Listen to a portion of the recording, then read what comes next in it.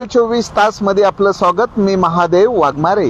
मावळ तालुक्यातील सोमाटणे परंदवडी रस्त्यादरम्यान जो मुंजा खापरे ओढा आहे, या खापरे ओढ्यावर तहसीलदारांना अतिक्रमणच दिसत नाहीये। हा जो ओढा आहे, या ओढ्याच्या बाजूला कॉन्क्रीटची भिंत टाकलेली आहे आणि ही भिंत टाकलेली असल्यामुळं या ठिकाणी जे ओढ्याच्या पाण्यामुळे यांनी जे केलेलं अतिक्रमण आहे, ते अतिक्रमण ही वाहून गेलेलं आहे। आणि यातच जो परंदवडी ते सोमाटणे फाटा रस्ता जो आहे, या ठिकाणी दोन ठिकाणी जीव घेणं पाणी साठतंय, कारण तिथले ओढे नाले हे धनिकांनी बुजवलेले आहेत। महसूल प्रशासनाने पुढाकार घेऊन ओढ्या नाल्यावरचं अतिक्रमण काढलं पाहिजे। जर नैसर्गिक आपत्ती आली आणि यामध्ये जर जीवितहानी झाली तर याला सर्वस्वी महसूल विभाग जबाबदार आहे।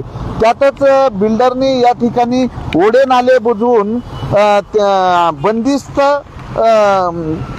नाले केलेले आहेत। आता बंदिस्त नाले हे पूर्णतः गाळाने मूळ नैसर्गिक प्रवाह पूर्ण बुजलेले आहेत। याच्यामध्ये पाणीच नाहीये आणि सर्व पाणी हे रस्त्यावरनं वाहत आहे। तर या ठिकाणी शिवसेनेचे नेते आहेत भारत बोते, आम्ही त्यांच्याकडे जाणून घेतोय काय सांगाल नेमकं। आताच सार्वजनिक बांधकाम विभागाचे अनिल जाधव आणि तहसीलदारांशी फोनवर बोलणं झालं, काय म्हणाल नेमकं? जय महाराष्ट्र।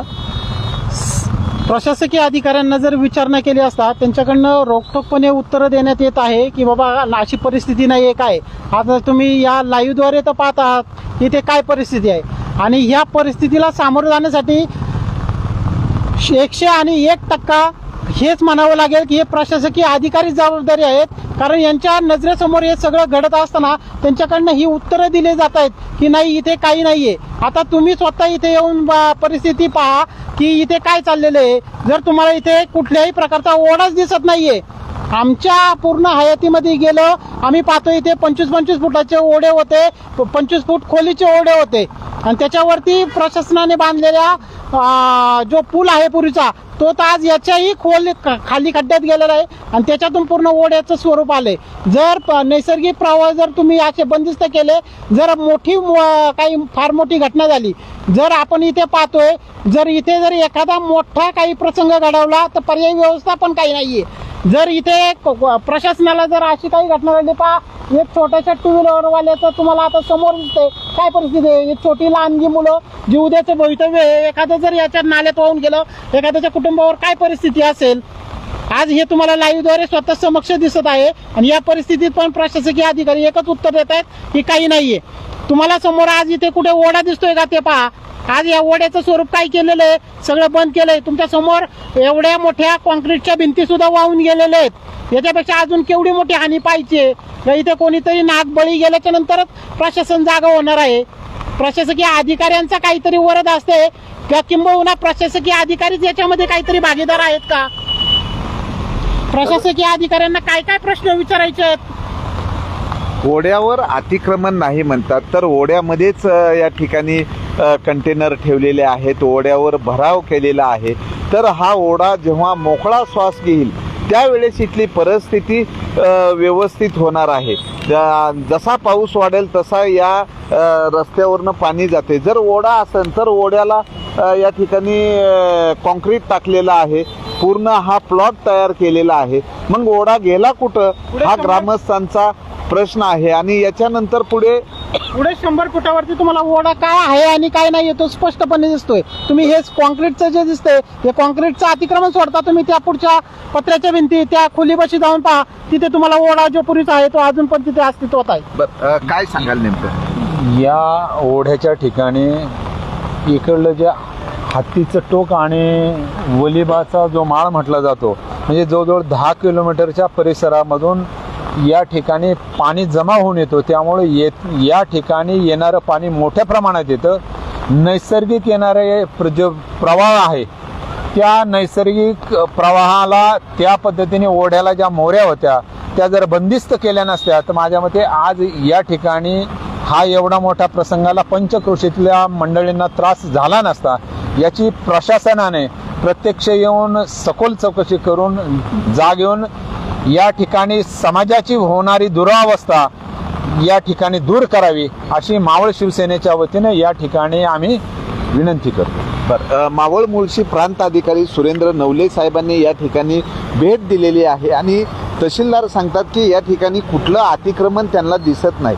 आता अतिक्रमण दिसत नाही तर हा ओढ्याचा प्रवाह जर बघितला तर या प्रवाहाच्या मध्ये जे आहे भराव केलेला आहे, बाजूनी RCC कंपाऊंड टाकलेला आहे.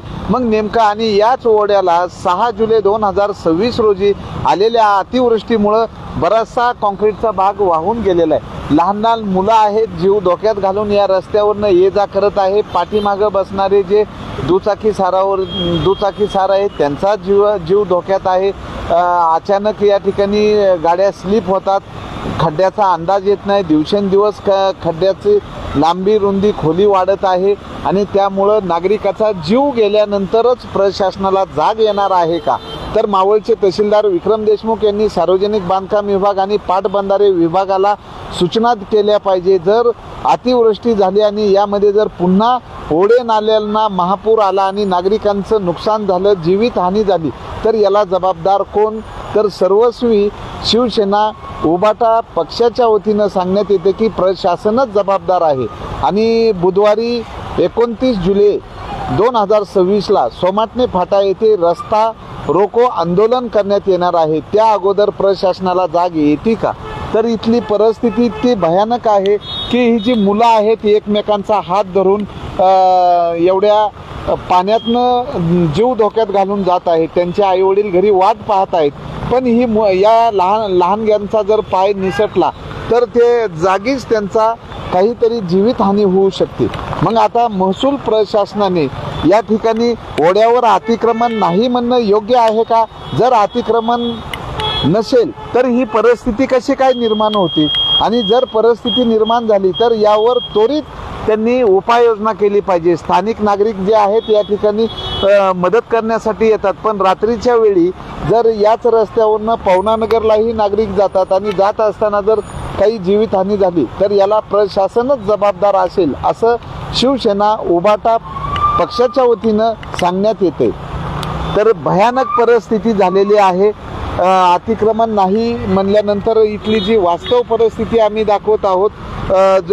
समोरनं जो येणारा ओढा आहे त्या ओढ्याच्या परिसरामध्ये खूप जो एकेकाळी 30 ते 35 फुटाचा ओढा होता, आज हा ओढा केवळ 5-6 फुटाचा आलेला आहे. त्यातच या ठिकाणी बंदिस्त नाले करून ओढ्याला संपवण्याचा प्रयत्न केलाय, पण निसर्गाने ओढ्याचा मार्ग हा निश्चित केलेला आहे. रस्त्यावर नदीचं स्वरूप झालेलं आहे आणि पाणी वाहत असल्यामुळं हा रस्ता वारंवार खचत आहे. एकेरी वाहतूक केली जाते, पण त्यामध्ये जर जास्तीचा पाऊस झाला तर हा रस्ता पूर्णतः वाहून जाऊ शकतो आणि या ठिकाणी जीवितहानी होऊ शकते. काय सांगाल नेमकं कशी परिस्थिती आहे? काय नाव तुमचं? सर, मी समाजसेवक अविनाश पवार, राहायला परंदवडीला आहे. तर हे दृश्य पाहून आहे ना, मी पण आलो होतो, कारण सकाळी मी पडलेलो आहे या जागी. आणि हे दृश्य पाहून सगळ्यात महत्त्वाचं कारण असं आहे की लहान पोरांचं धोक्याचं वातावरण इथं झालेलं आहे आणि हे ज्याच्या अंडरमध्ये येतं त्यांनी पहिले इथे पाडताणी करायला पाहिजे. कारण की हे इथं 2-4 व्यक्ती पडलेले, म्हातारे माणसं पडलेले इथं. आणि या ज्या गोष्टी चालू आहेत ना, सगळ्यात भयंकर गोष्टी चालू आहेत माहिती का. माझ्या कळकळीची विनंती, हे ज्यांचं ताब्यात आहे ना, तर त्या ठिकाणी तरुण पडलेला आहे. असे अनेक तरुण या ठिकाणी पडतात, त्यांना मदतीची गरज आहे. तर या गाडी स्लिप होऊन हा तरुण पडलेला आहे आणि त्यामध्ये गाडीमध्ये पाणी गेलेलं आहे आणि आता गाडी नादुरुस्त झालेली. आणखी किती जणांचा आणि बरेच जणांचे चप्पल जे आहेत ते वाहून जातात. आता हा चप्पल या ठिकाणी वाहून गेलेला आहे. तर प्रशासनाला आम्ही ज्यावेळेस सांगतोय की इथं उपाययोजना केली पाहिजे, तर प्रशासनाच्या वतीनं एखादा व्यक्ती मरण तेव्हा प्रशासन, मला असं वाटतं इथं माहिती का. बरं, काय तुम्हाला इतका ऍक्सिडेंट झाला, काय सांगाल? काय नाही दादा, पहिल्यांदाच आलं, आम्हाला माहीतच नाही हा रस्ता. बरं, पहिल्यांदाच. तर कंटिन्यू म्हणजे सतत या ठिकाणी वाहनं जी आहेत ते वाहनच चालवता येत नाहीयेत. तर अशा धोकादायक प्रवासामध्ये नागरिकांचा बळी जाऊ शकतो. लवकरात लवकर महसूल प्रशासन, सार्वजनिक बांधकाम विभाग यांनी या ठिकाणी उपाययोजना केली पाहिजे. हा ओढा आहे, या ओढ्यावर अतिक्रमण झालेलं आहे, त्यामुळं रस्त्यावरनं ओढा वाहत आहे. नागरिक जीव धोक्यात घालून या ठिकाणी ये जा करत आहेत. सर्व नागरिकांच्या दुचाकी त्या ठिकाणी स्लिप होत आहेत आणि त्यामध्ये पाऊस मोठ्या प्रमाणात सुरू झालेला आहे. तर लवकरात लवकर प्रशासनाच्या वतीनं तर पलीकडनं